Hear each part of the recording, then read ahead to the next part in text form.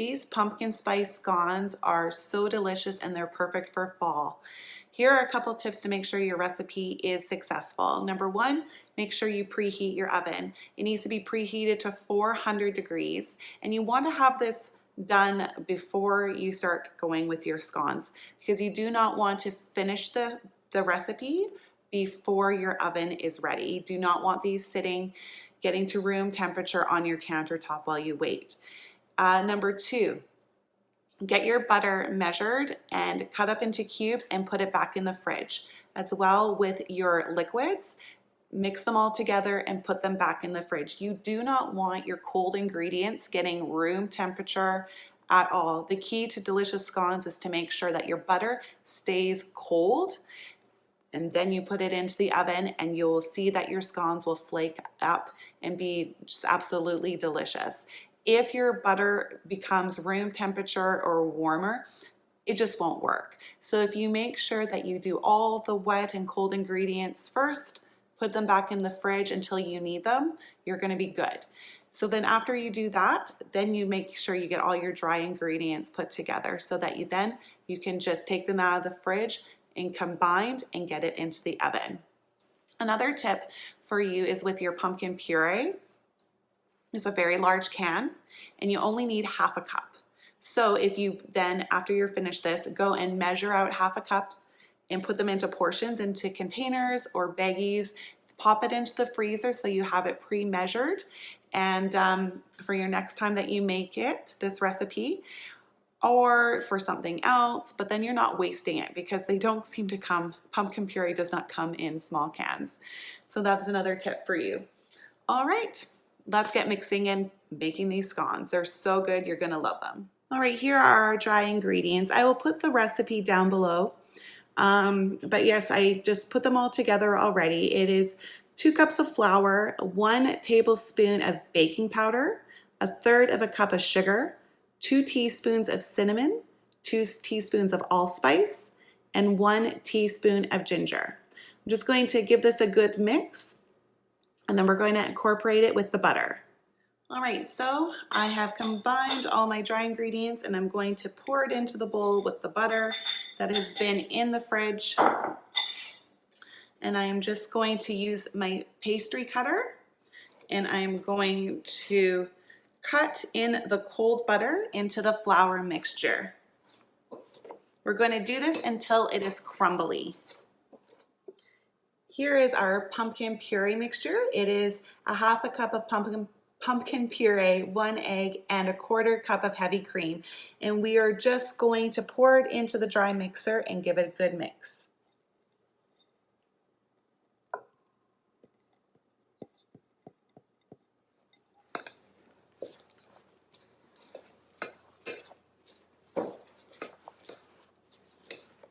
Okay, once you've stirred it as much as you think you can, you're gonna take your hands in here and just very carefully kind of fold it together. I kind of toss it around with gently kind of squeezing it, but not fully, because again, I don't want the heat from my hands to melt the butter. So it's just tossing it around, getting the dry, crumbly ingredients to stick in to the wet ingredients. All right, that is it. So now that I got all the ingredients to stick together, I'm just going to transfer this to my countertop and pat it out a little bit. Flatten it out just a little bit, not too much. And then I'm going to grab, I have my cookie sheet now that has parchment paper on it, and I'm going to cut the scone dough into 8 pieces. All right, here we go. I do triangles. You can do whatever you would like. They're fun if they're not perfect.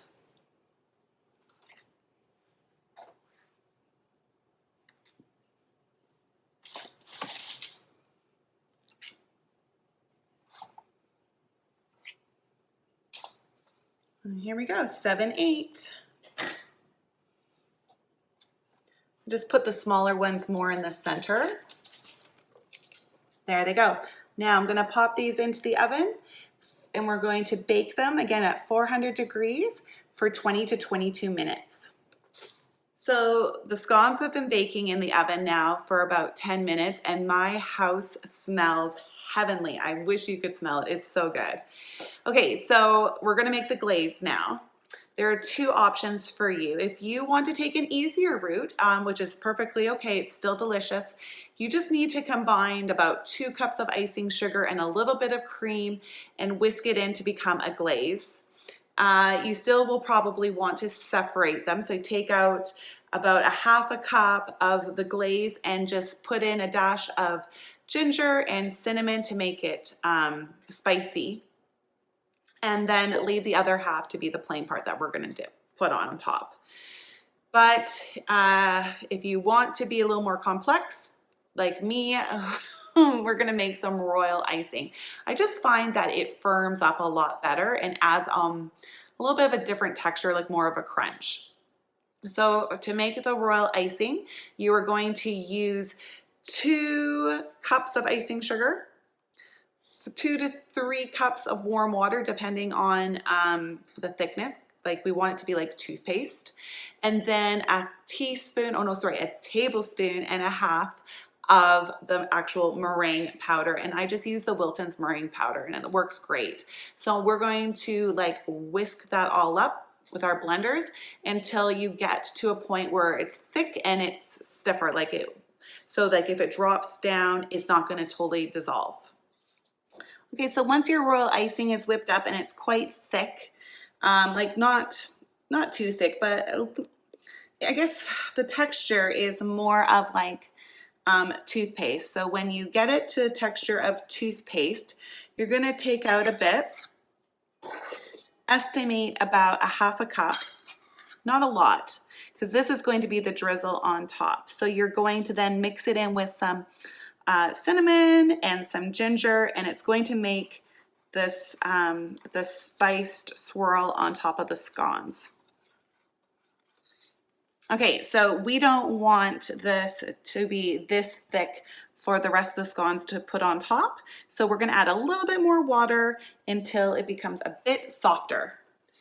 Just make sure it is warm water.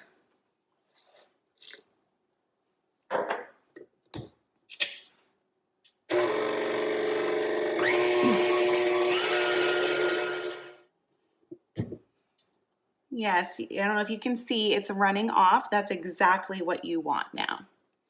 The great part about the royal icing, if you're going to use that, is that it's like a quick and easy royal icing. We don't need it to be exactly perfect because we're not decorating cookies with it. We're just topping scones.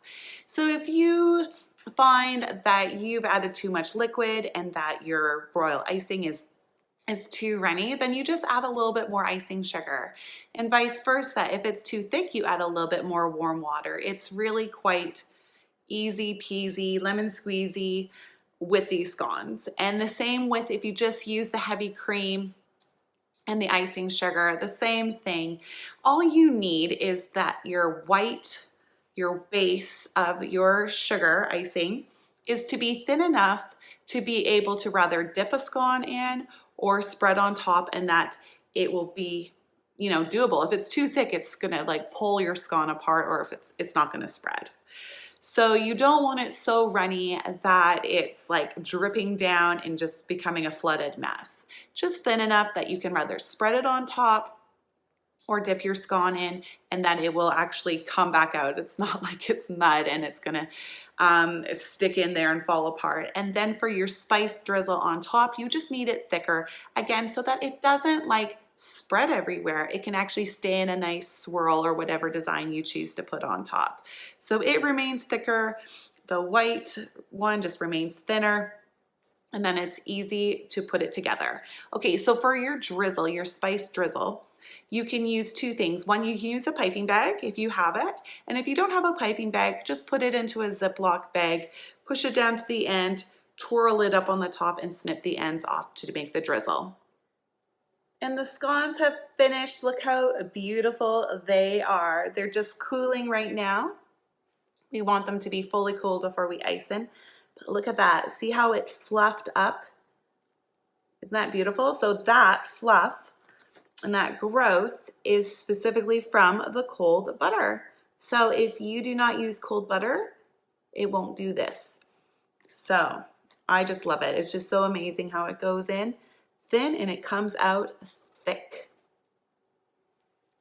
Right, time to ice our scones. So you can rather spoon it on and spread it, or you can take it and just dip it in. Just the top part. Let any extra come off and put it down. This one, as you can see, because there's some lines in some of them, they may not go in properly. Oh, let's take that crumb out. So you can always take your spoon and just fill in the cracks.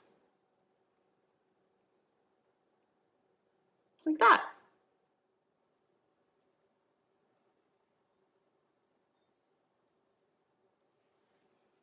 So if you are using the icing sugar and heavy cream method, you may need to do another layer because it may not stay on as thick.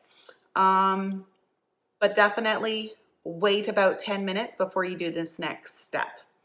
Royal icing, it's not as bad because this is so thick, it's not going to flood in.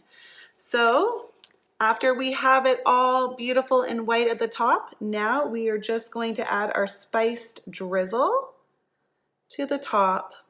I like to go side to side. You can do whatever you'd like, but for me, I am just a side to side, left to right. I think it looks beautiful. I had an air bubble there. It's fine. There we go.